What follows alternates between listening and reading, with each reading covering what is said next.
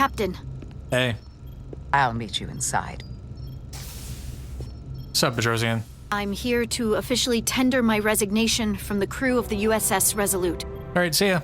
She is so dramatic.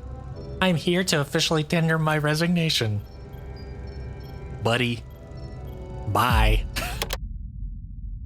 Hey, welcome back. My name is Brant, and this is my channel. Today, we are playing Star Trek Resurgence. Yet again, we're back at it.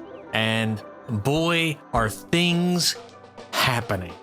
So last time was our first day as captain after overthrowing our previous captain, who we haven't seen since. I'd be interested to hear from him at this point.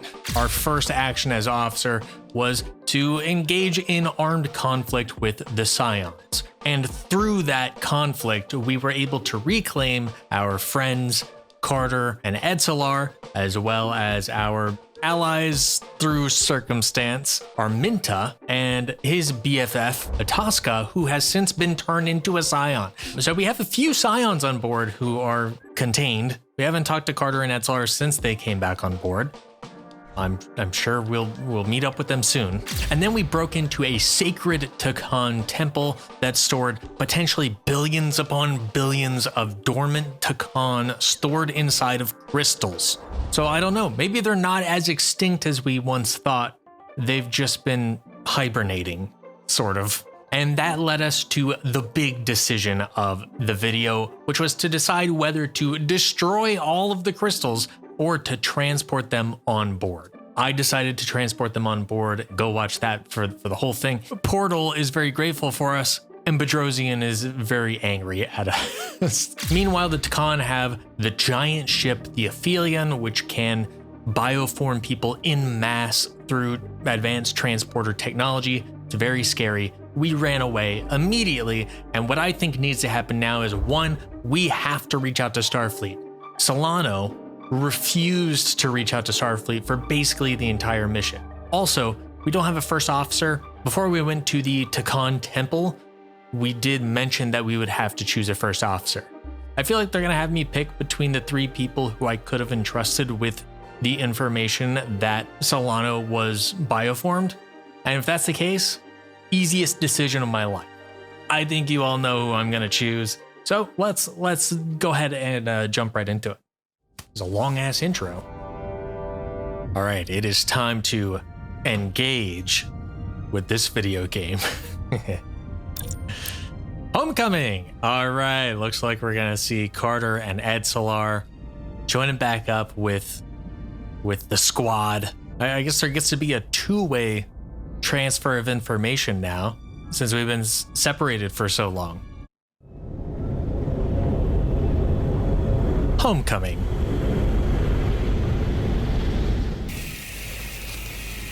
I forgot they were welded into that thing. Hey.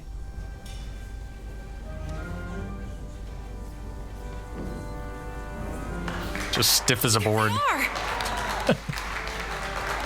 Woo! A hero's welcome.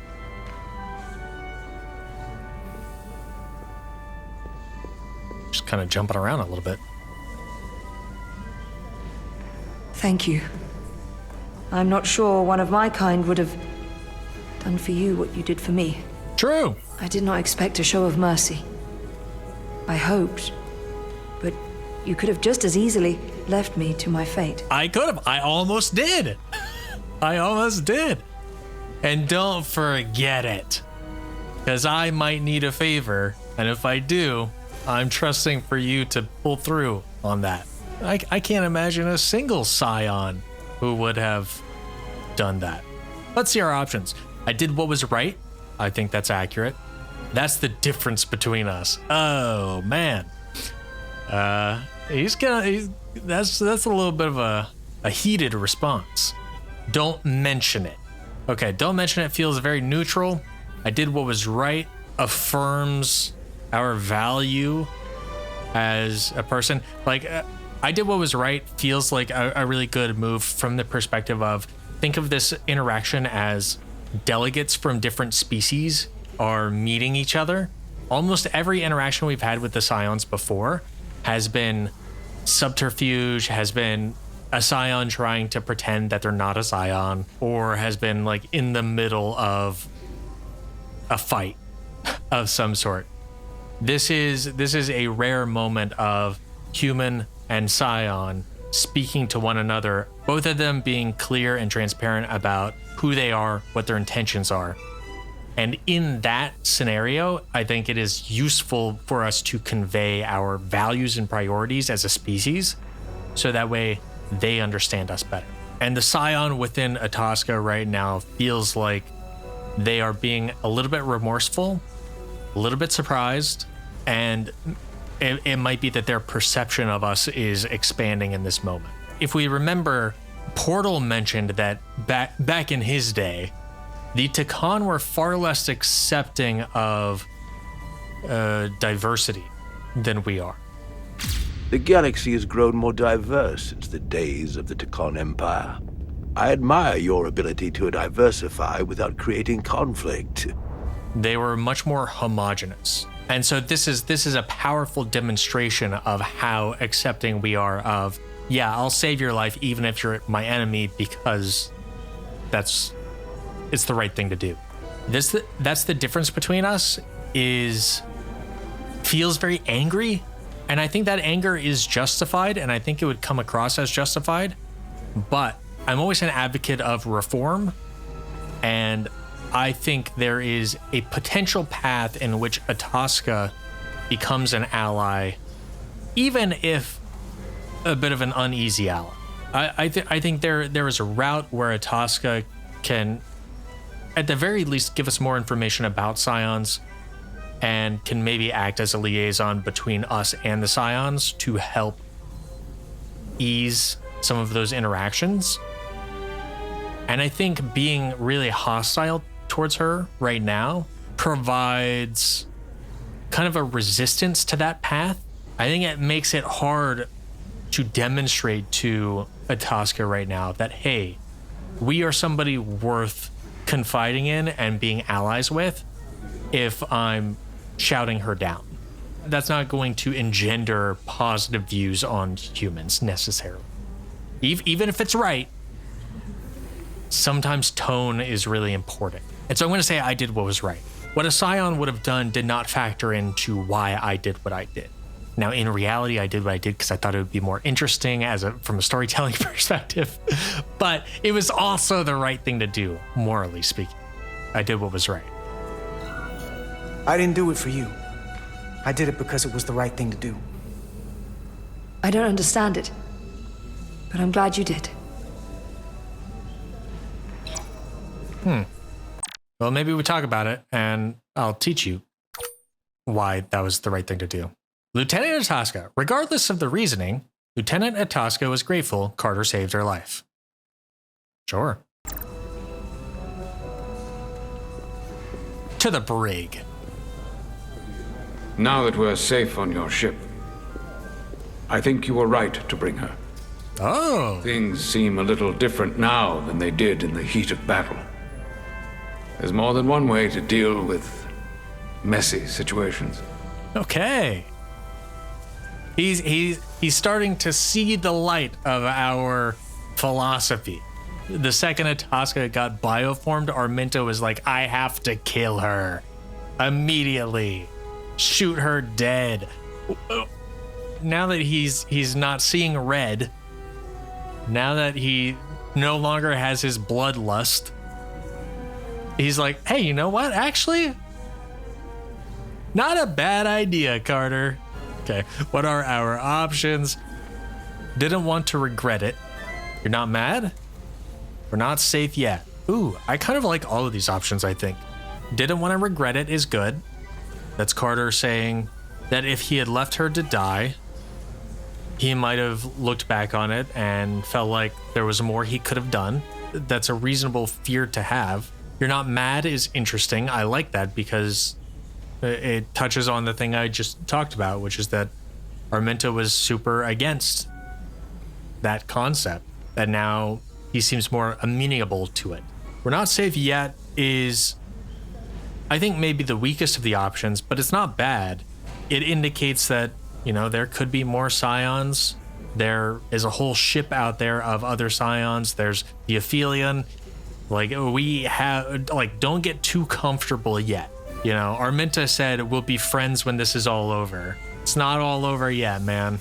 But I feel like it doesn't give us more insight into his character necessarily, and that's why I think that's a weaker option. I think I'm going to ask, you're not mad. Hopefully it's not being said in a tone or with phrasing that is trying to undermine Arminta, but rather to sort of probe him for more context on why he is more comfortable with this than he was in the past.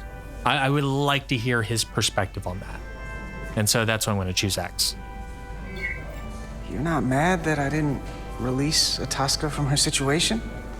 After all the trials we'd survived, maybe there's more room to hope for Itasca than I thought. Okay.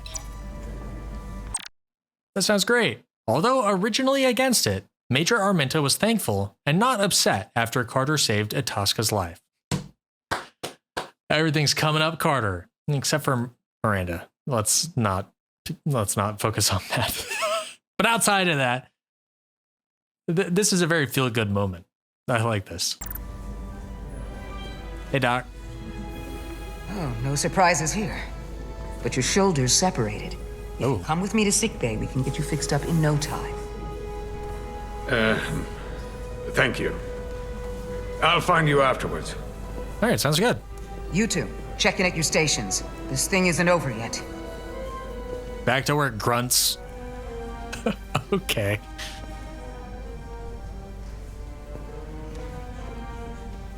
She's like, lower deckers don't get to sleep. Wow, look at this. Look at this lighting. This like light strip that goes all the way around the room. And this cool ass Starfleet logo. I like that. Got some people to talk to. Hey, crewman. You're really making us proud out there, Diaz. Hey, thanks. Lower decks don't get a lot of glory. I'm just getting started. Carter's kind of a local hero now. She was a good little escape pod. Not that I want another ride like that anytime soon. Yeah, that seems pretty intense. Would not recommend it. What are we looking at here, fellas? Working hard or hardly working? Carter, back at it with his quips. Who are you? Alien refugee. You look kind of scared. Tell me, did any crew from the Zelti survive? Well, since the Lydian ships have no escape pods, I think it was just us. I see. Sorry. I thought so. I had a partner on board. Oh. After this mission, she and I were meant to...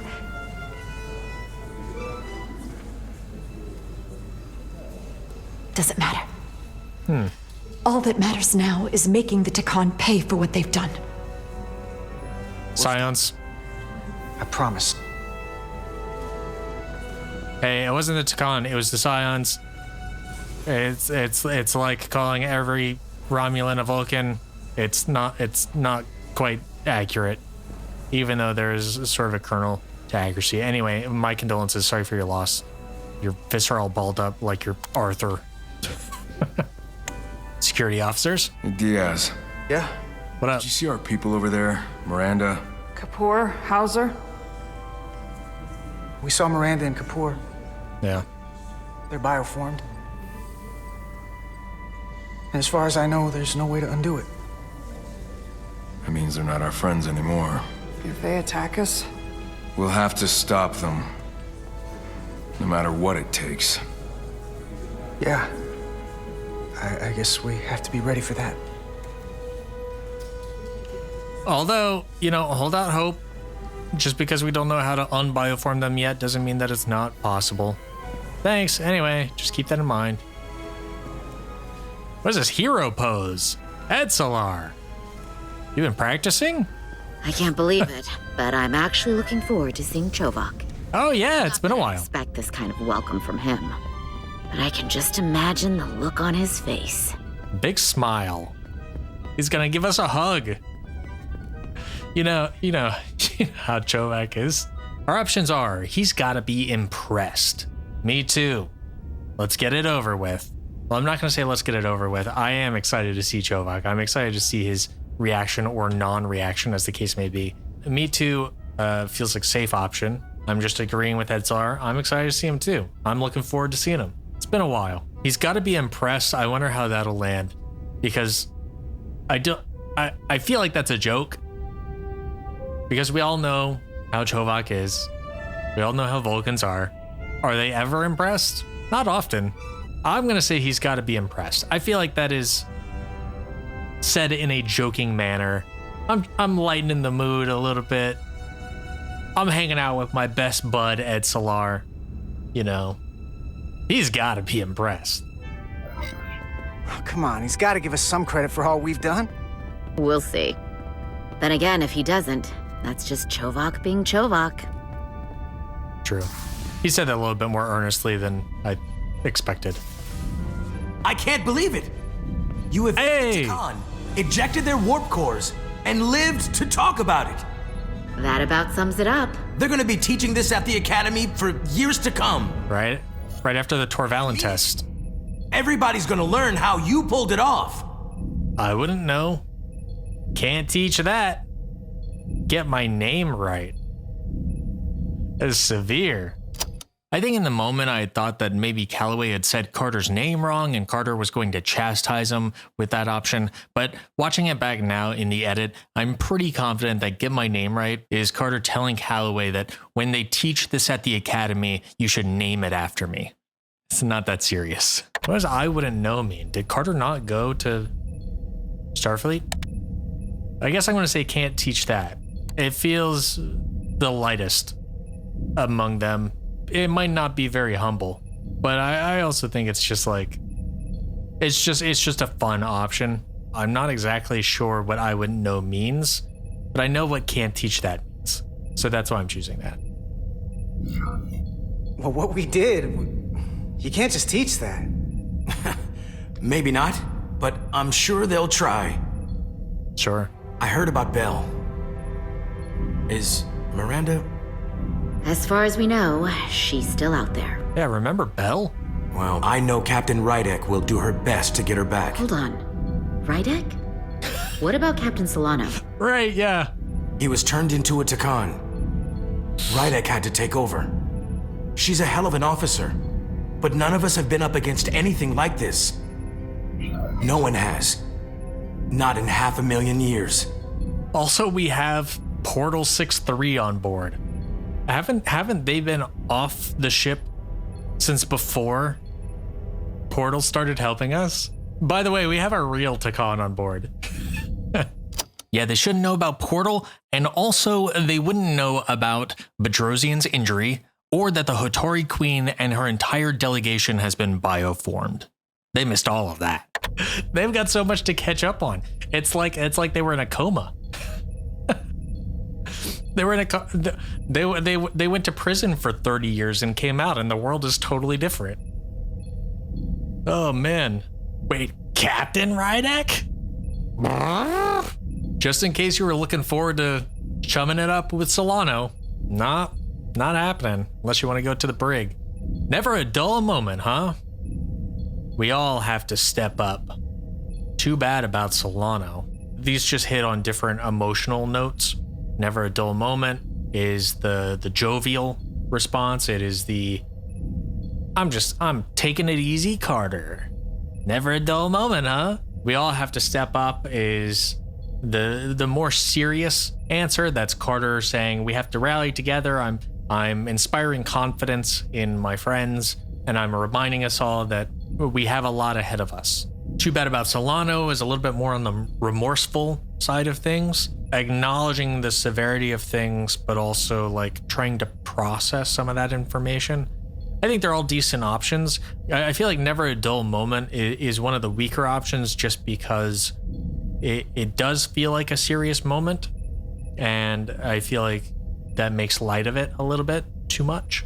But I think I'll say we all have to step up because that is how I've been playing Carter. You know, he's the guy who's trying to inspire confidence in people. So yeah, that feels good.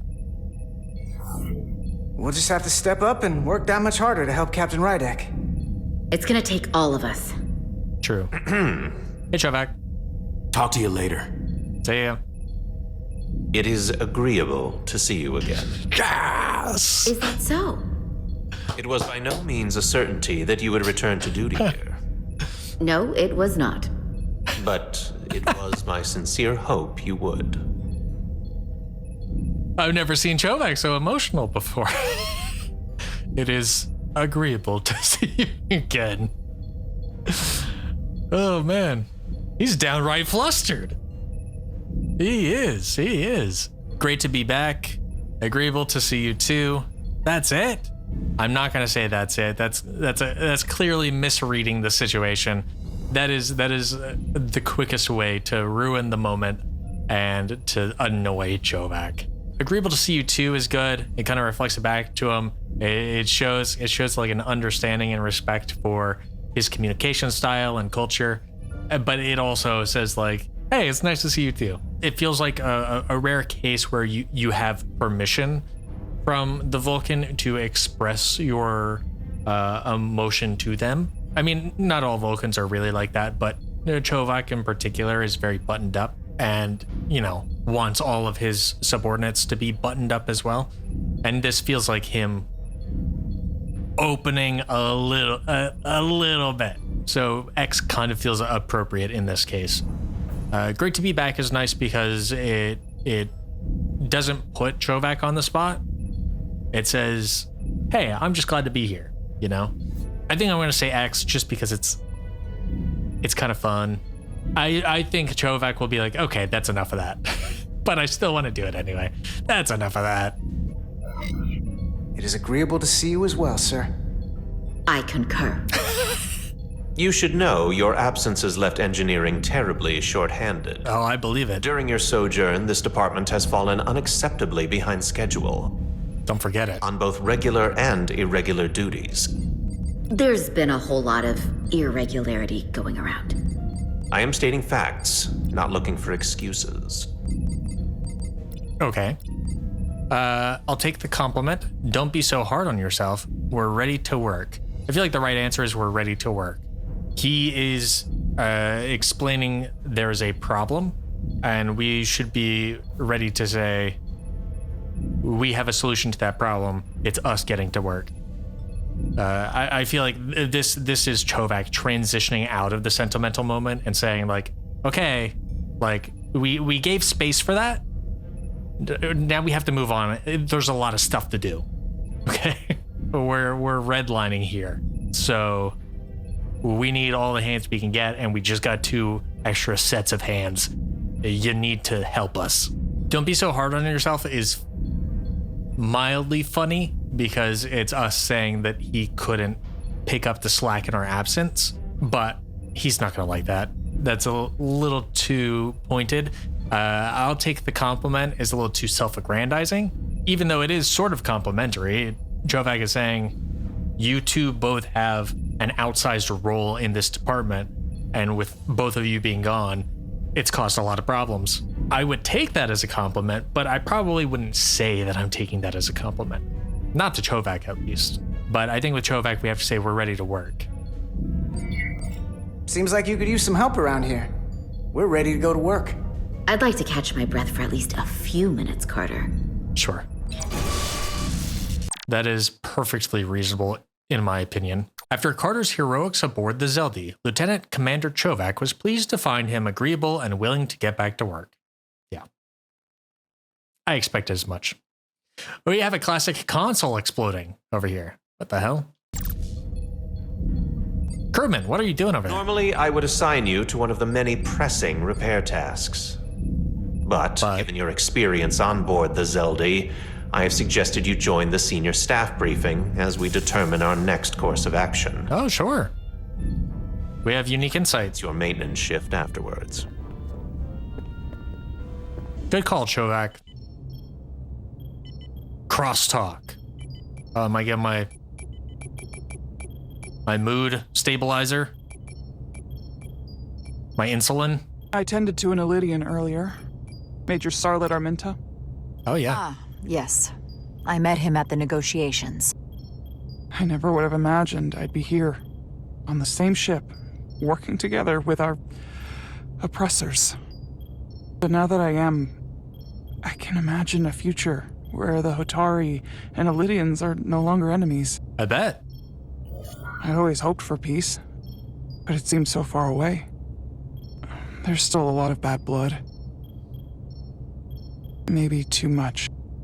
I really like this moment because it is easy to forget that not all of the conflict between Hotari and Elydians are as a result of Scions. Like, the Scion development seems like it's rather new, and the recent escalations are all a result of the Scions, but there is still an underlying current of Elydians exploiting the Hotari for their labor and resources. This is a really nice reminder that there is still like unresolved tension and history of oppression in the air here. But at the same time, because they both have a common enemy, they are able to work together. They're able to be at least temporary allies.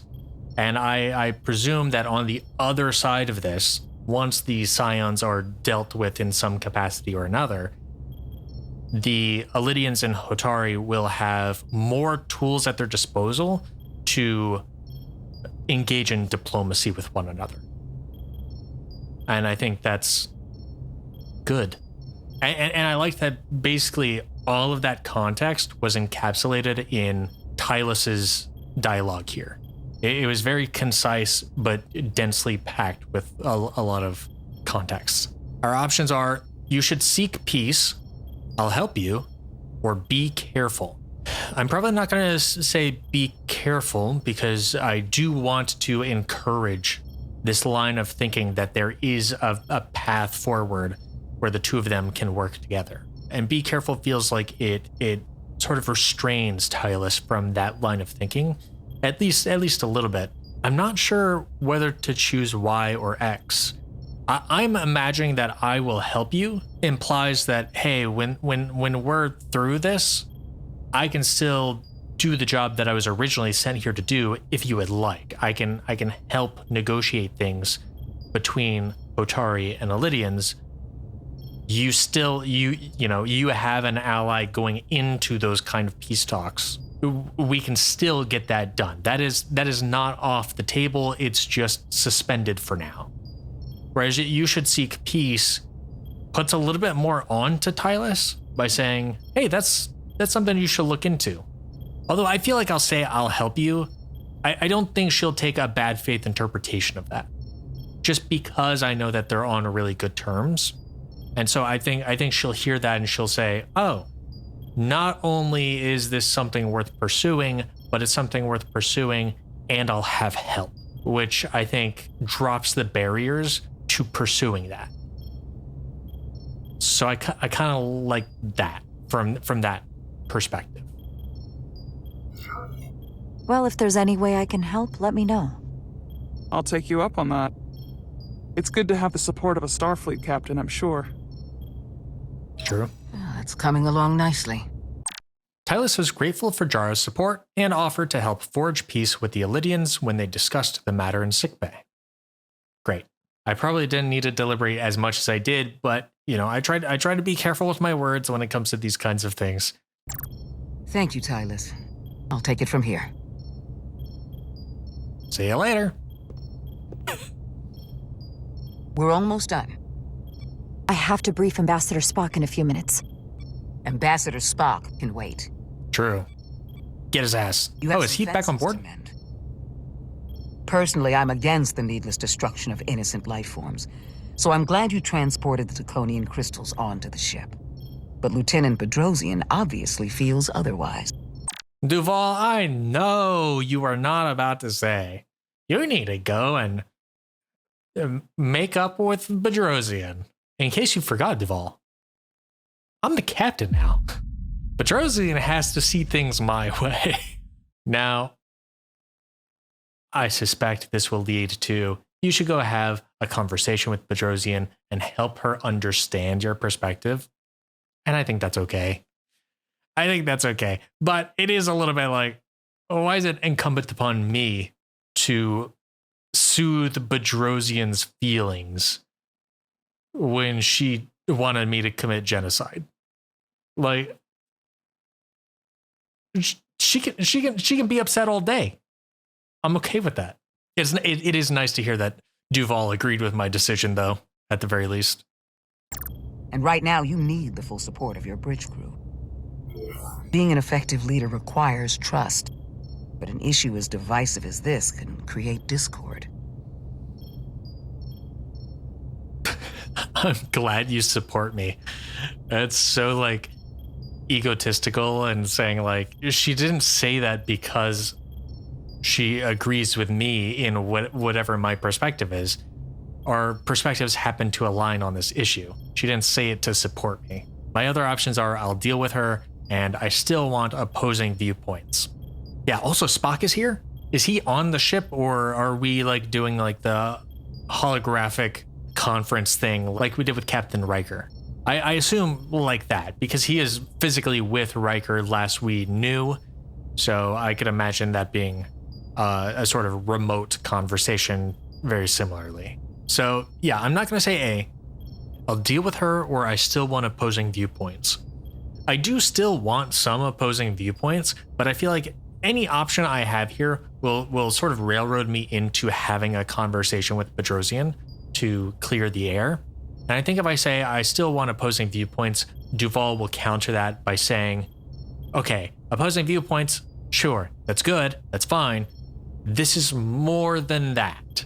This is a wedge that is going to make Bedrosian insubordinate, right? She is going to disobey commands because it is festering in her brain. It is working into her brain to such a degree that she no longer, like Duval said, she's no longer able to trust your future orders, because she will see this past order as so wrong and immoral and compromised that she'll think that future orders will be as well, even when they're not. Her judgment will be clouded, basically, is what I imagine Duval will argue for. I'll deal with her does sound a little stern. It does sound like, oh, I'll deal with her. But I do think that more easily pushes us into having that conversation with Duval. And at the end of the day, yeah, I'm okay having the conversation with Duval. Bedrosian. I do still want the opposing viewpoints, but like that has to come at a balance with, yeah, I want you to be able to speak out, not in the way that Bedrosian did. That was very inappropriate. Talk to me one-on-one. Tell me your concerns. We'll work through it. At the end of the day, it's got to be my choice. I think my only option here is I'll deal with her. So let's go with that. I don't expect everyone will agree with my decisions, and she's entitled to a different opinion. Yeah. I'll handle Lieutenant Bedrosian. You'll be fine, just as long as people feel like they're being heard. Yeah, she could be heard all the way from 10 forward. She could be heard from her crew quarters, because I'm kicking her off the bridge and replacing her with somebody else. With Carter. Yeah, bring Carter up there. Promotion, buddy. Look at her pouting, all upset. Right next to Captain Solano, who's also pouting and upset. It's been a chaotic last few days for everyone. Arch Duval felt inspired by Jar's display of leadership and her situational awareness after she transported the Taconian crystals aboard the Resolute. Thanks, Duval. I feel like we get along with Duval quite well. You need to name a new first officer in preparation for what's coming. All right, I know. You'll have to work to regain Lieutenant Bedrosian's trust. But if she's removed from consideration, it comes down to Westbrook or Ermot. Ermot. Obviously, there are pros and cons with each, but ultimately, Ermot. The decision Easy. is Commander Westbrook has seniority and was hoping to be Captain Solano's first officer.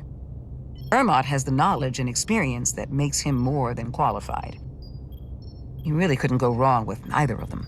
Ermot has been the most consistent and reliable crewmate since the start of the game. Easy. He was there to greet me, and he told me that I was going to meet Resistance. He was very upfront and forward about that. He was very level-headed. He has, as far as I know, he has never lied to me. He has never withheld the truth from me. When I have made decisions that he is unsure of, he will make it known that he is, whoa, that's kind of a wild decision, but he doesn't fight me on it because he trusts that I do not have like impaired judgment. And when I went to confront Captain Solano, Ermot has served with Solano for who knows how long. And I really made him go out on a limb for me. Right? I am somebody who he has worked with for a week or something. And I said, hey, are you ready to commit a mutiny? And he wanted solid evidence to work off of. And when I gave him that, he said, okay. It's got to be done. To me, Ermot is ride or die, and he is not ride or die insofar as he is a loyalist. He is like the realist one on board on this entire damn ship. Ermot is the guy who, if you need to trust somebody with something, you go to Ermot. Bedrosian is inexperienced. I like her when she's not being a genocidal freak, but she has a lot to learn. And it's not just because she disagreed with me here. I also think she sometimes has risk assessment issues. I think her heart is absolutely in the right place most of the time. Right? She did put her life on the line to save a bunch of Elydian, which I respect a ton. But she's super inexperienced. Not to say that people who are inexperienced can't be put into leadership roles, because I think sometimes that is really necessary. You can't always put people who are 75 years old or older in positions like presidential roles. Who cares if they make horrible decisions that affect the next generation, because they won't be alive to see it. They don't care. So like sometimes you gotta put young people in positions of power, but you gotta be smart about it. Now Westbrook, I do not trust. And it's not just because Westbrook has had moments of tension and conflict with Jar Rydek. If anything, I think Westbrook has shown pretty good growth, because he was very standoffish and confrontational early on, and then he realized that, hey, maybe I shouldn't be like this, and he apologized and he worked to be better. And I think that's great. I think if he keeps up with that like personal development, I think he will be a good candidate for something like this. But I don't think he's there yet. I think a lot of his actions are motivated by self-interest. I think a lot of the things he does is in an effort to climb the ladder. Ermot, I've never seen as somebody who's trying to climb the ladder. I see him as somebody who is doing his job to the best of his ability. I've said in this series before, I have said that a lot of times people who are put into positions of power need to be people who don't necessarily want to be in those positions, right? Because people who are seeking a position of power are more likely in general to abuse it. Westbrook is seeking power, not in a maniacal, mustache-twirling villain kind of way, but I think it plays a large role in his decision-making, and I think that can be dangerous sometimes. So I see my options here. I'm leaning towards Westbrook. Not really. I wish it could be Bedrosian. I mean, maybe, but wishing, what does that mean? I'm not going to choose Bedrosian. It would be nice if she were better suited for it. Sure. Ermot is a strong candidate. Yeah. Ermot is the strongest candidate, easily. For me.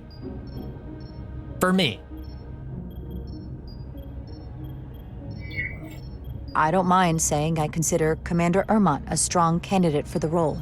He'd be a popular choice with the crew, and bring a steadiness to the position that others might lack. Certainly not a controversial choice, but then some may perceive that as playing it safe. Fuck them. Who cares what they think? You're as good as new. It's my decision. Thank you, Dr. Duvall. Always nice to have a captive audience. True that. You really shouldn't keep Ambassador Spock waiting. True that. Captain.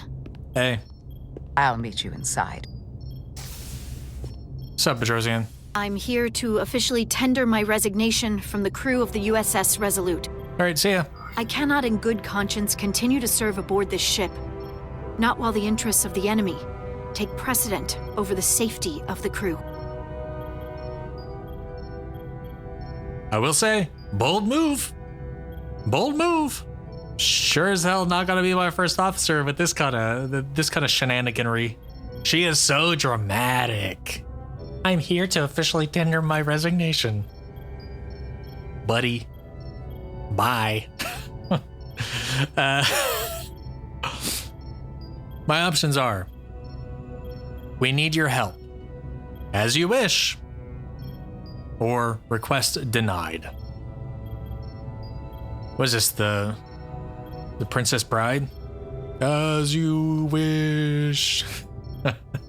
As you wish accepts her resignation, presumably, and says, all right. I mean, I could see that option to the degree that if you are somebody who feels like you cannot contribute to this crew anymore, then yeah, I don't want you on the bridge. Feel free to leave. That's okay. If this is not for you, then I would be doing the crew a disservice by forcing you to do something you feel like you can't do. Request denied is interesting because a request denied, I feel like, will lead to Jara really pushing Bedrosian to overcome whatever it is she is working through right now. I suspect right now Bedrosian sees a gulf, a chasm between where she stands and where Jara Rydek stands, and request denied would be very counter to what she expects to happen. I think part of this request for resignation actually probably stems from Bedrosian feeling maybe a certain level of embarrassment at her own behavior, maybe a little bit from feeling like Jara doesn't appreciate her on some level because Bedrosian feels like she has sacrificed so much, and in a moment where she really tried to push things in her direction, Jara did not budge. Or third option, we need your help. I do like this because it doesn't accept the resignation, it doesn't deny the resignation. It tries to intercept the request for resignation and say, hey, before you do this, I need you to really think about it because you'll be letting us down if you leave. We do need your help. I may not side with you on every moment that you are providing recommendations, but those recommendations are useful nonetheless. I like we need your help. I fear that we need your help will have a couple lines of dialogue and then they will have a new choice for me to make, and it is just accept or deny the resignation. But we'll see. We'll see. I think we do need her help. Sure. Lieutenant, we both know how much we need your help and expertise for the coming conflict. I have no one to replace you. I understand, Captain, and I apologize, but my heart is not in it any longer, and to stay would be a disservice to us both. My door is always open if you change your mind. I appreciate that.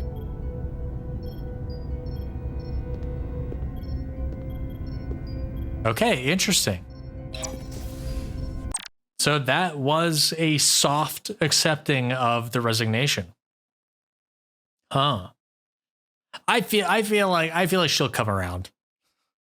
I feel like she'll come around at some point. At some point, we'll be in such a tight bind that she'll say, "Ah, damn, I really should help out. I feel like I'm letting people down." But we'll see. We'll see. Lieutenant Bedrosian felt conflicted after Jara's efforts to be conciliatory when she suddenly tendered her resignation back aboard the Resolute.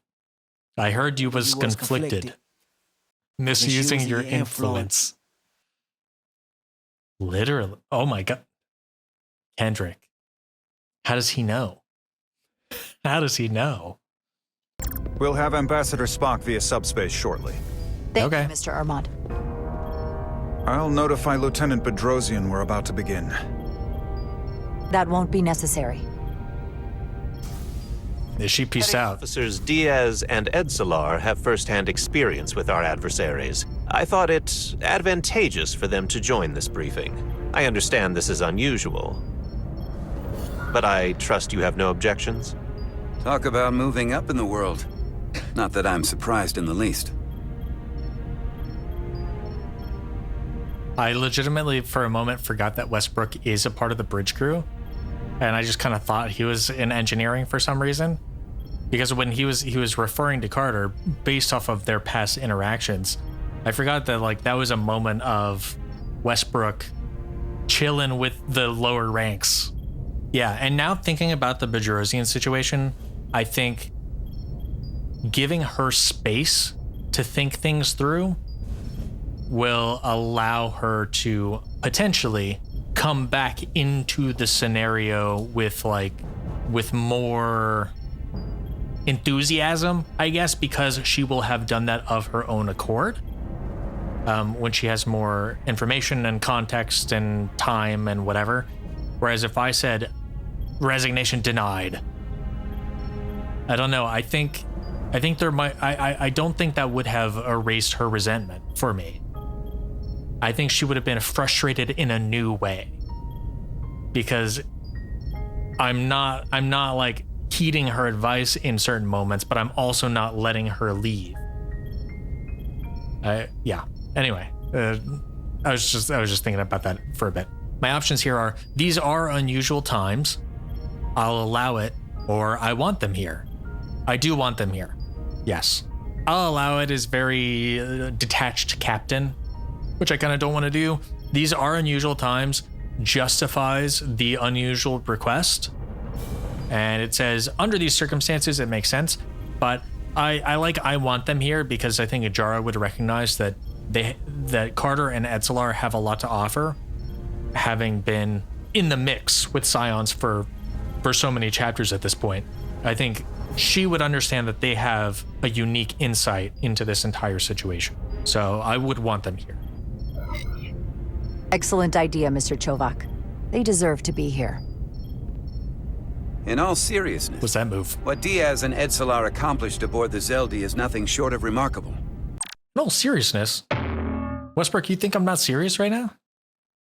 See, this is why Westbrook could never be my first officer. He doesn't take what I say seriously. In all seriousness. Shut up, Westbrook. Get out of here. They're both to be commended, not only for surviving against incredible odds, but for helping our efforts against these Scions. You know, Carter deserves most of the credit. None of us would have made it without his help. We'd all be bioformed by this point. This is weird. I'm like bouncing back and forth perspectives for who I'm speaking as. This is something that I expected to happen a number of episodes back, but then it ended up not happening. We didn't have Carter and Jara in the same room the way that I thought that we would have back then. But now that I'm here, it's not quite disorienting, but it's weird. Okay, so Edsalar is trying to be humble and say, Carter. My options are, we just got lucky. I could say the same about Edsalar. It was a team effort. It was a team effort. We just got lucky downplays our preparedness and strong decision making. It is a little too humble. It's so humble that it's a little cute. I think we deserve some credit for that, you know. I could say the same about Edsalar is humble in a way that's not cute. It's just humble, like it's respectably humble, and I think that's fine. It's nice that they both have, Carter and Etzelar have that camaraderie where they both see the value in each other. But I prefer it's a team effort because that allows Carter to accept some responsibility for that success, but it also grants credit and responsibility for that success to Etzelar as well. And Carter sees the value in both of them and the both of them working together particularly. I think this feels like a classic Carter response. It was a team effort. And yeah, I like it. There were way more people involved than just me. Not only Petty Officer Etzelar, but we had help from an Elydian officer named Arminta as well. Interesting. Ambassador Spock is ready for you. Put him through. Captain Reindeck. Hey, Spock. A recent change in station certainly warrants mention, and I trust you to faithfully execute your expanded duties. Thanks, man. Right now, we must keep our attention on the clear and present danger that lies ahead. The Takan and their warship. True. The closest populations are the Hotari and Elydian systems, and they are likely the first targets for mass bioforming. After that lies Federation space. I have advised Starfleet Command to send an impromptu battle group to intercept and assist you. Battle group? Take time. You are our first line of defense. Sorry to interrupt, but I had to shout out that 3D chessboard in the back. Very Spock. And with our shield algorithms compromised, we are at a great disadvantage. Of course, you know that as well as I do. I do. Thanks for acknowledging that, Spock. Interesting. So we learned here that Hotari and Elydian systems are the closest major populations, which means we didn't get that far with all of this traveling we did, which actually makes a lot of sense because space is massive.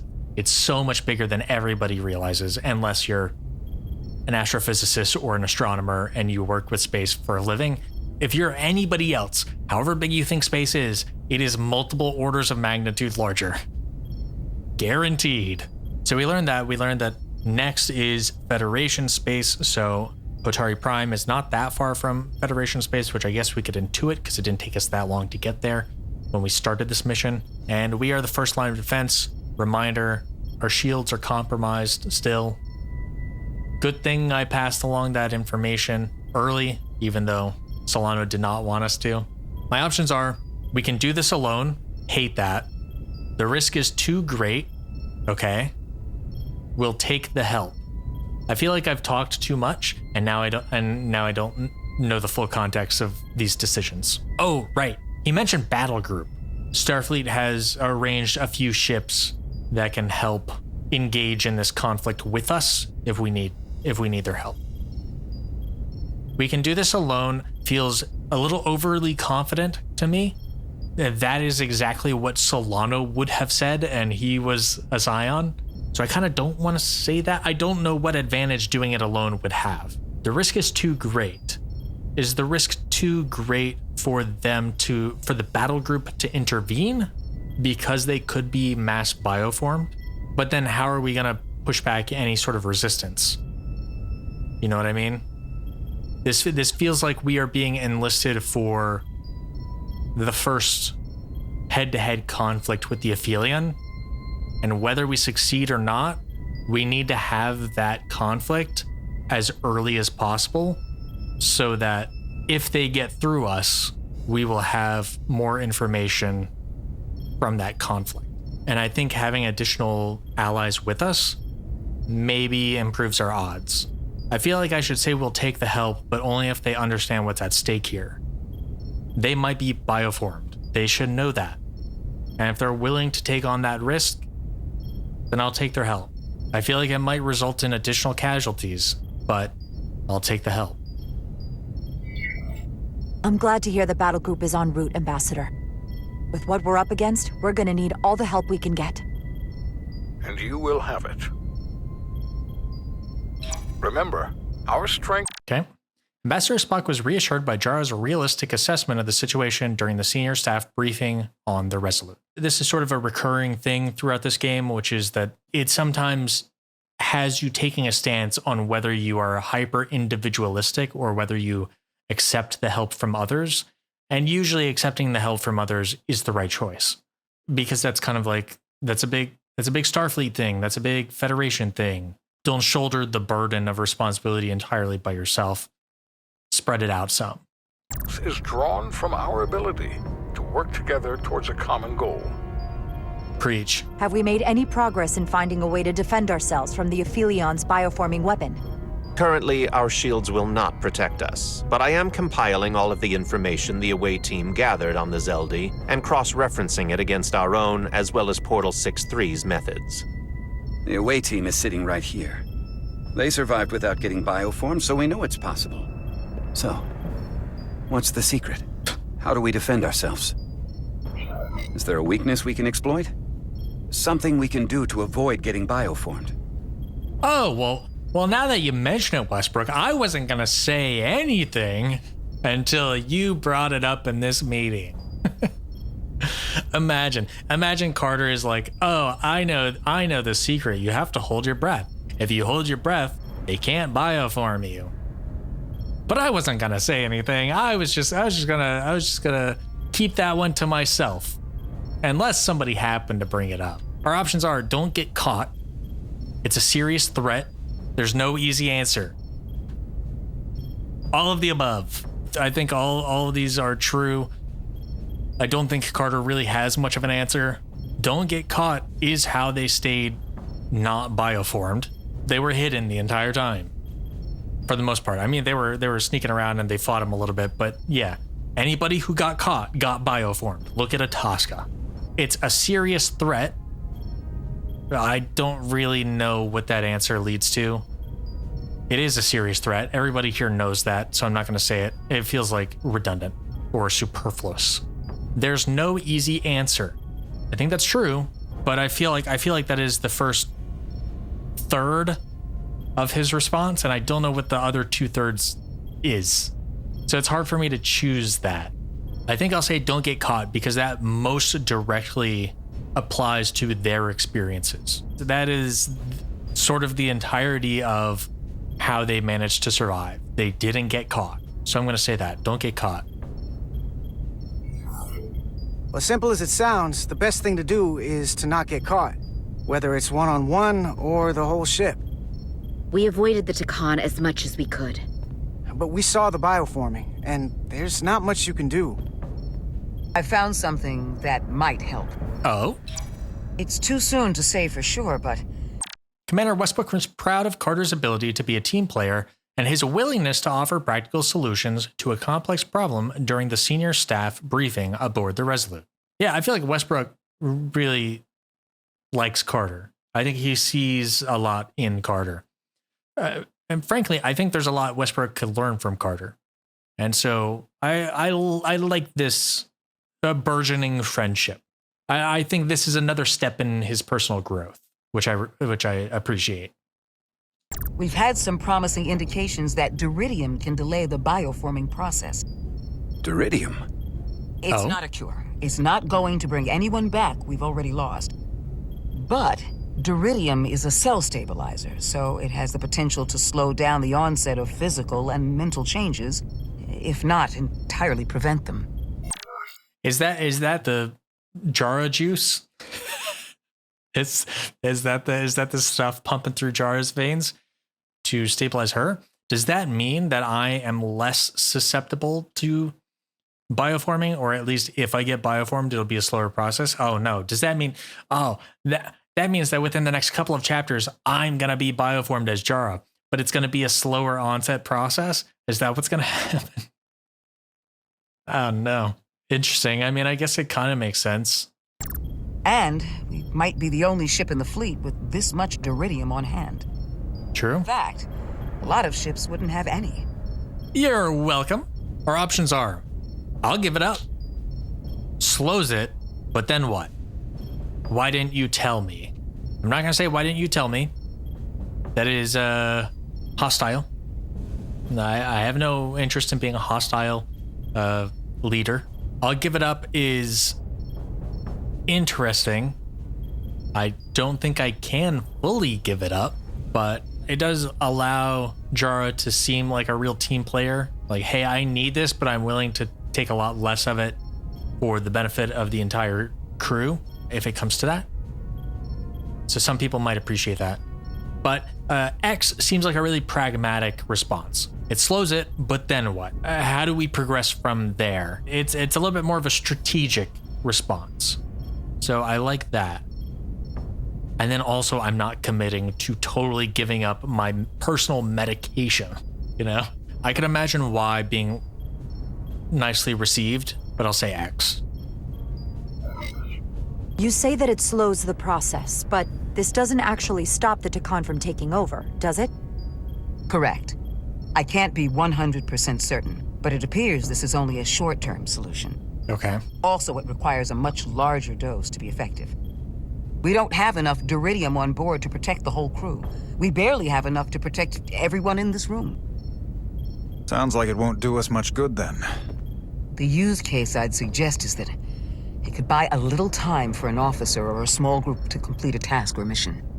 But it has to be taken at the moment of exposure to the bioforming mechanism. Prepare a delivery method for this remedy. That raises the question. What is the mission? I feel like that was not a moment of the strongest writing in this game. I see how they tried to get there. They're like, oh, we got a mission coming up. We got to figure out how to like bring it all in. So that way we can talk about the mission. But there's no reason to assume that a mission is prepared and ready just because Duval said that in the case of a mission, this could be used for the crew to get through it. I don't know. That moment just felt a little bit weird to me, but it's not a big deal. Making the Aphelion uses shields of some kind, I don't expect it will be easy to bypass their defenses.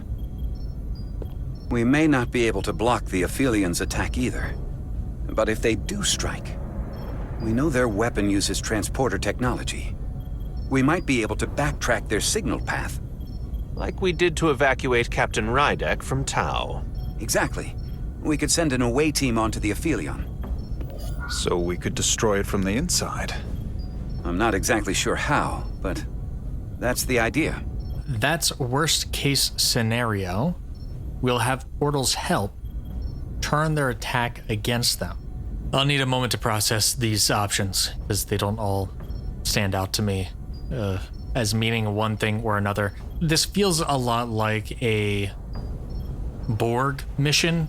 It feels like, oh, we're transporting onto a Borg ship. We have some limited defense against them. We can't destroy it from the outside. Maybe we can destroy it from the inside kind of thing. So this all feels pretty familiar. That's a worst case scenario. What is worst case scenario? Is it worst case scenario? What is best case scenario? Diplomacy? We'll have Portal's help. I like that because Portal will have a lot of insight into the inner workings of the Aphelion, how it was built, what kind of weaknesses it might have, what kind of strengths it might have. He will be a wealth of knowledge, I suspect. I at least know what that option is implying and what it means and how that will be delivered. Turn their attack against them. So that's focusing on the transporter technology. But I think that overstates the efficacy of transporting us on board the ship. I think that is a presumed conclusion that us being on the ship guarantees that we can do damage to them, which we don't know. So it doesn't really turn their attack against them necessarily, but it does sort of like open a potential vulnerability. Oh, okay. And I think this just helped me understand what that's worst case scenario means, because they're probably not using the transporter technology unless they're bioforming somebody. So we won't be able to transport aboard until they have bioformed somebody via mass bioformation via transporter tech. So that's worst case scenario is hopefully nobody will ever get bioformed by the transporter. And if they do, then yeah, we have, you know, an attack vector. But we shouldn't rely on that. Turn their attack against them feels like we're relying on that. I felt like I was guaranteed on X just a moment ago, but now X and Y both seem pretty good. Y feels like I am advocating for the safety of the crew. But at the same time, I do like to bring up Portal's help. Again, Carter and Edsel still don't even know that Portal is here, as far as I know. So yeah, I think I'll still go with Portal's help, but I like Y quite a bit as well, now that I kind of understand it. I think Portal could still help us. If he can't get a first-hand look at the Aphelion, he might be able to identify a weakness. After sparing the remnants of his civilization, I should hope he'd help us. He will.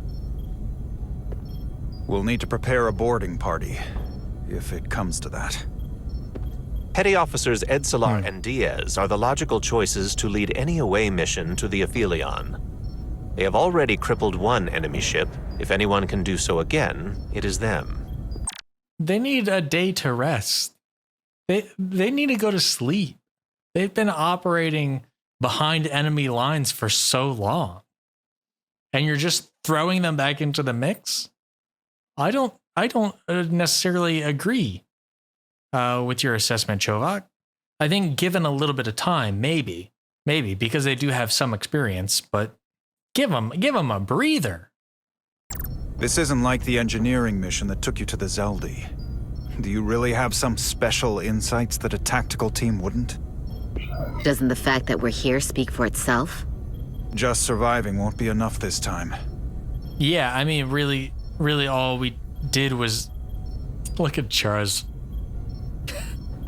What are you doing, Chara? They like to go a little extreme with the eyebrows sometimes in this game. It's kind of funny to me. Yeah, I mean, when we answered that question earlier, it kind of demonstrated that, well, we don't really know a whole lot about the Scions. We just hid from them a lot, and we scrambled for quite a while and just tried to not get bioformed, and that's how we got here. Sabotage is our specialty. I don't like that because as we were sabotaging the ship, it kind of felt like we were figuring it out as we went, so that feels overstating it. Can't destroy the Cartabula. I don't remember why that is. Just because it is a tremendous source of energy or something like that? I don't know if there's another reason beyond that. Something that somebody said. Something that Kapoor might have said? I'm not sure. Only Tikhon can use Tikhon tech. I think that's known aboard this ship. So I think that is not tremendously useful insight. I'm going to say X, but it does seem like the most strategically valuable information that Carter has. So even if we aren't put on the mission, that you can't destroy the Cartabula is something that is really valuable for everybody in this room to know. And so we'll be contributing by offering that up at the very least. You're forgetting it's too dangerous to destroy the Cartabula, right?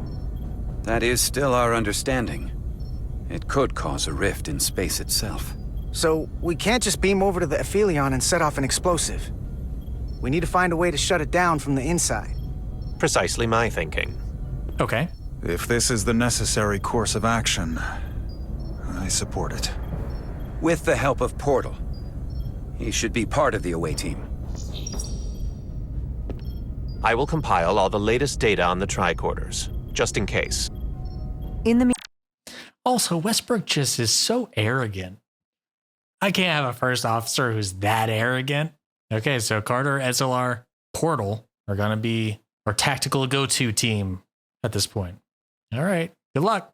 Meantime, I want you working on ways we can combat the Tikhon tech. Shields, weapons, anything we can use. Yes, Captain. Anything else, Ambassador? I know this matter is in capable hands. Thanks, Spock. Hold the line as best you can. Help is on the way. I'm on it. Thank you. Over and out. Roger.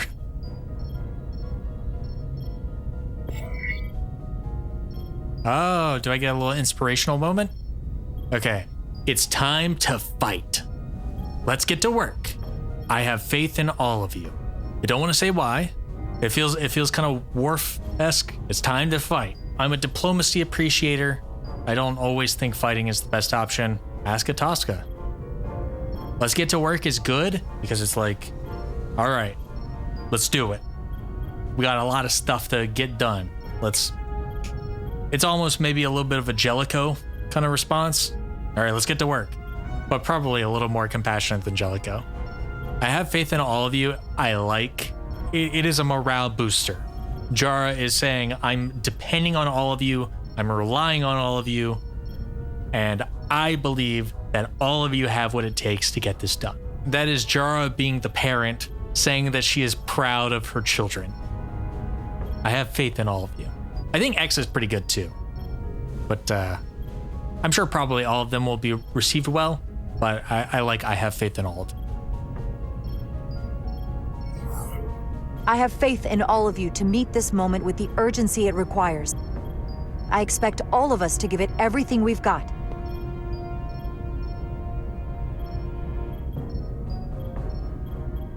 Okay, a little one shot of everybody. Petty Officers Diaz and Edsalar. You're dismissed. Good meeting, y'all. While we have a quorum of senior staff, there is a procedural element we need to take care of. Oh? The Resolute command codes must be transferred to Captain Rydek. First officer time? Control of the ship. Of course. Oh, okay. Computer, transfer all command codes to Captain Jara Rydek. Voice authorization Ermot, Echo 4 Lima. So I'm official now. Authorization Duval, Beta 2, Yankee. Voice authorization Westbrook, Alpha 7 Tango. Awaiting your authorization, Captain. Alpha, Bravo, Charlie. Why do I feel like this is a test I'm going to fail? This is something that I'm guessing will have no bearing on anything other than it's a little touch of personalization. But I feel so nervous. Do I like A, B, or C? You know, I'll go with Bravo, right? Because my name is Brant, B-R-A. It feels like I can see myself in that option. So I'll go with Bravo. Oh, so I'm figuring out, I'm creating that authorization code right now. I'm in my password manager, typing in my password to save it for the future. 3. Whiskey, X-Ray, Yankee. Well, X-Ray is just badass. So we got to do that. I like the shape of Whiskey, but I think X-Ray is sick. Bravo 3 X-Ray. Voice authorization, Rydek. Bravo 3, X-Ray. Captain's codes transfer. The Sick. Updated command structure is incomplete. Please designate a new first officer. Haha. Who is the new first officer? Here we go, ladies and gentlemen. Please designate a new first officer. Chill out, Elcars. Well, it's sure as hell not fucking Petrosian. I guess that's the thing. If I were dead set on Petrosian being my first officer, I probably could have denied her resignation. Please designate a new first officer. I probably could have denied her resignation. She would be forced to come to this meeting, and then I could have chosen her. Which might have been interesting because she is like an opposing voice in some ways. There's no way. There's no world in which I'm choosing Commander Westbrook. It is Commander Ermot. Why does it have to be one of these two? What if I wanted to promote Chovak? He wouldn't accept it. He likes engineering, I think. What if I wanted to promote Calloway? Ensign Calloway is now my first officer. Oh my god, the crew would revolt. Nobody would have any faith in me. Commander Ermot, obviously. I should stop delaying the obvious choice. I've talked about this ad nauseum. It's Ermot every day of the week. And then just seeing Westbrook's angry face. Commander Westbrook was devastated to yet again be passed over for promotion as the first officer of the USS Resolute and won't soon forgive Jara for the slight. Hey, just keep working on yourself, bud. That he is taking this so personally, to me, indicates that I made the right choice already, right away. Because I feel like if I chose him, Ermot would say, okay, fair enough. You know? Maybe you could argue that the overall bridge crew chemistry would be better if I chose Westbrook and Westbrook was happy and Ermot was like, yeah, all right. As opposed to now where Ermot's probably very happy and Westbrook is devastated. But that to me indicates that he hasn't grown enough. Commander Ermot was thrilled and honored to be named as the USS Resolute's new first officer. Also, you know, life comes at you fast. Keep your head on a swivel, Westbrook. I am proud to name Commander Ermot as my new first officer, effective immediately. Congratulations. Thank you, Captain. Look at him. I promise I won't let you down. I don't doubt Computer, Commander Ermot is the new first officer of the USS Resolute. Awaiting voice authorization. Voice authorization Ermot, Echo 4 Lima. Authorization is now complete. Now, if you'll excuse me, there's work to be done. Let's get to it. Nicely done. I think that went well. Thanks, Duval. I think so too. Excuse me for a minute. Hey, what's up? This is just unbelievable, unacceptable, inexplicable. To be the most senior officer on the bridge, and to be passed over again? It was bad enough when you went to Ermot with the information about Captain Solano being compromised. But this... I've never felt more humiliated. Wait, do you see what I mean? This is not an appropriate response. Look, man, I'm sorry. There can only be one. This is a very stressful mission. If I can't fully rely on you, if I can't fully trust you, if I feel like you're making decisions because you're hoping that it will lead to you being captain because you want that power, because you're the most senior person here and you feel like you are entitled to the position of captain, you know, maybe you might do something to sabotage me. So how can I fully trust you?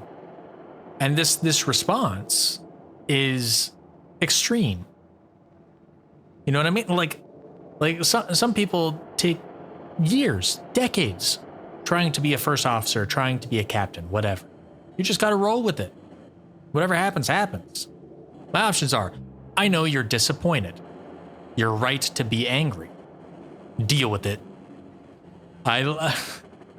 In my heart, I like deal with it because I want his attitude to be matched with the severity of, like, I feel like since I have been captain in an unofficial role, Westbrook has not fully accepted my authority.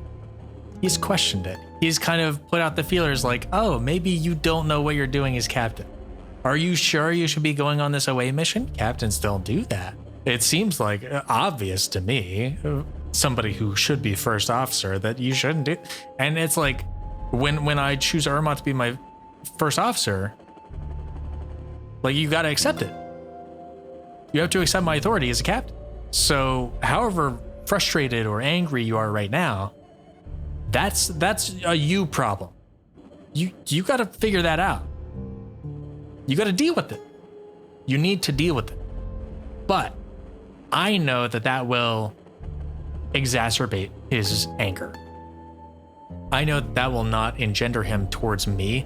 I know that will not allow him to understand my decision making.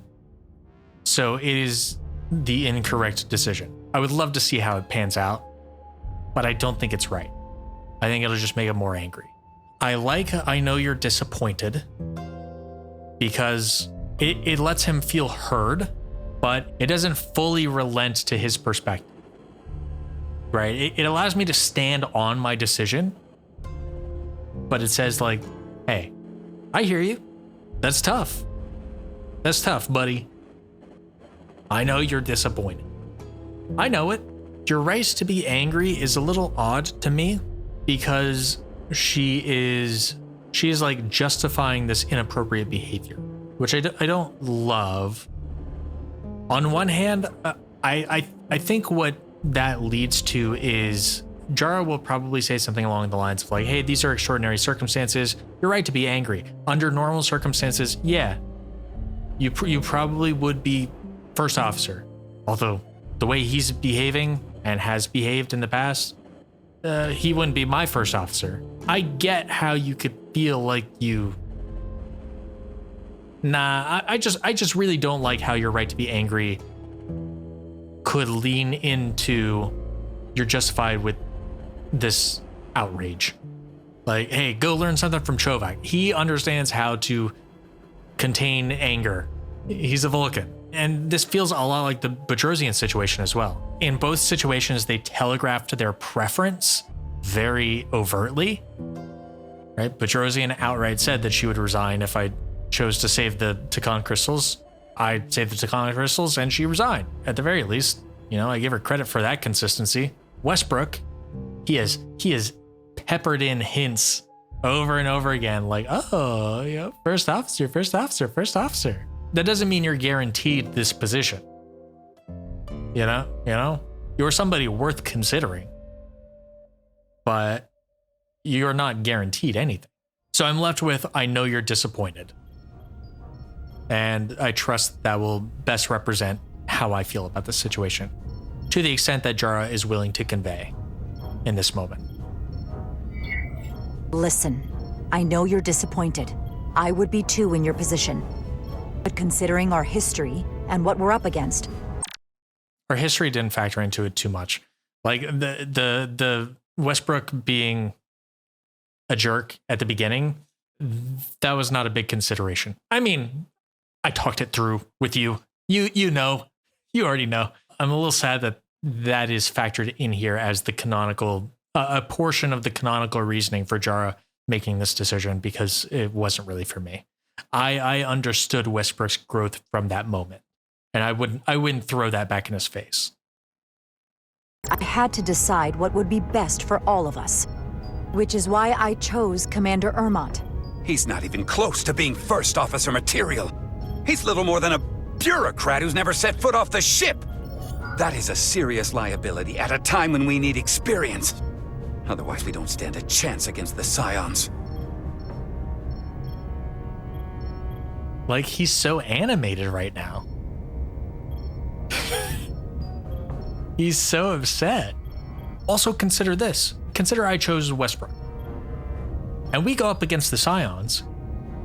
And the Scions do something that Westbrook doesn't like. Because that's gonna happen. Is this how Westbrook demonstrates leadership material? Is this how Westbrook demonstrates controlling himself in a moment where something doesn't go his way? How bad of a situation would we be in a high tension, high pressure moment with the Scions, and he's fuming for whatever happens, right? How much of a liability is that? How dangerous of a situation does that put us in? If anything, this whole conversation reaffirms my choice. Okay, you couldn't be more wrong. Ermont is steady and reliable. My decision is final. Ermont is steady and reliable, yes, but that's not strictly why I chose him, and that feels like poor phrasing. Ermont has been the most consistent and reliable crewmate. That feels like he's boring. You know, and I feel like that sort of leans into what Westbrook is saying is a liability. That's me saying, yeah, you're right about that. So I don't love that. Even though I think it's true, I think he is steady and reliable, and I think he makes a ton of sense here. My decision as final is kind of interesting because it's like the captain decides, you know? That's me laying down the law, saying, hey, this isn't your choice. You don't get to make this choice. It's mine. As the captain, it is my choice. Whether it's the right choice or not, it's mine. You couldn't be more wrong is interesting. I do want to choose it, because I think he doesn't really understand my reasoning, I think this option more than any of the others has me trying to convey to Westbrook how I see the situation. And actually, like, I think X tries to get me to explain my perspective, but I think Y does so in a way that questions Westbrook's assumptions, questions Westbrook's framework that he's looking at everything through. X doesn't push back against that framework. X fits into the framework, explains my decision making, and he won't accept it. He'll still see it as the wrong decision. A basically cuts off the conversation. Y keeps the conversation going, but I think it questions his framework. Now, I think there is a risk with Y where it becomes antagonistic and Westbrook shuts down more because he feels like I'm not hearing him out. It all depends on how it's phrased. I think Y has a lot of potential to be a great option, but I think it could also backfire. But one of the things I really like about Y is that it has me standing firm, similar to my decision is final. My decision is final says, I'm confident in my decision. I have made my decision. The end. You couldn't be more wrong. Also has the implication of, I'm confident in my decision, and I know that I'm right. And what I'm hearing is you're wrong. And hopefully it's not just like, yeah, well, you're wrong. The end. Bye. I'm in the turbo lift. You know? And I know a lot of the crew on this ship are very sensitive to feeling like captains on the ship make unilateral decisions without their consideration. That was a thing with Solano as well. And that was also a concern with me coming on board as a first officer who they did not have experience with. And I think you couldn't be more wrong. Risks activating that in Westbrook, where he feels like he's not heard. But I do really want to push back on his framework. So I'm going to say you couldn't be more wrong, and I hope Jara handles it with tact. I hope she has a bit of nuance in that perspective. You're entitled to your opinion, but I completely disagree with your assessment. Commander Ermont is an extremely competent professional who's more than up to the task, and he'll be an excellent first officer. You drove Bedrosian away? And her refusal to listen to reason only compounded his frustration. Okay. I do wish Jara had explained more, but I also kind of like that she stuck up for Ermont. You can feel how you want, but Ermont is a great option for this, and he's going to do a good job. Now this, if you're not careful, you might not have any crew left, even if we do survive. But we will survive. Ridiculous. All right, see ya. Yeah, don't worry, Jara. It's all gonna be fine. All right. And with that, I think I call it a day. What a way to end it. 2 episodes in a row where people have been very upset with me. But I feel like that kind of comes in waves, right? People get upset with you and then they kind of get over it, and then they get upset with you, and whatever. Yeah, this was a little bit less action-packed than I kind of expected, but I liked that about this episode. It was a lot of getting people back together, sharing information, getting prepared for more action-heavy sequences and stuff like that. Carter and Etzelar had a pretty warm welcome back in engineering, and then we met up with Chovak. He was happy to see us. We had a couple of good one-on-one conversations with Duval, who has been, I'm kind of reluctant to call anybody on this crew an ally of Jara Rydek, but I feel like Duval has seen eye to eye with Jara on a number of issues, and I feel like they have consistently been on the same page and have helped each other out when they need it. And this was no exception. It seemed like Duval kind of understood the situation that Jara was placed in and felt like Jara made the best of that situation. Then we had our big briefing. We learned the sort of bombshell revelation that Duridium can be used to potentially slow down the process of bioforming. This is the first weakness in the Scion's attack strategy that we have found so far. It's not a lot, but it's something. And we got to have a meeting of the minds. We had Spock, we had Carter, we had Jara, all in the same place at the same time. It was very fun for me. Oh, you know, and I totally skipped over. Bedrosian actually did tender her resignation. I think we did a decent job of handling that. I just told her that she is a valued member of the crew, and if she would like to rescind that resignation, I'm always available. I think leaving that opportunity will pay off in the future. I think she will have time to think it over. I think maybe she will have conversations with other people and she will come to understand it a little bit better than she does now. But because I didn't deny her, it meant that I couldn't give her first officer position. But if I did, I'm sure Westbrook would be at least as angry, if not more angry. I think he might be more angry because he would see somebody who acted insubordinate in a really public way and then got rewarded for it. I think he would be really angry at that. We officially became captain. We got our captain authorization code that we got to make, and then we got to choose Ermont as first officer. Super easy decision for me. Could not imagine a better candidate on this ship.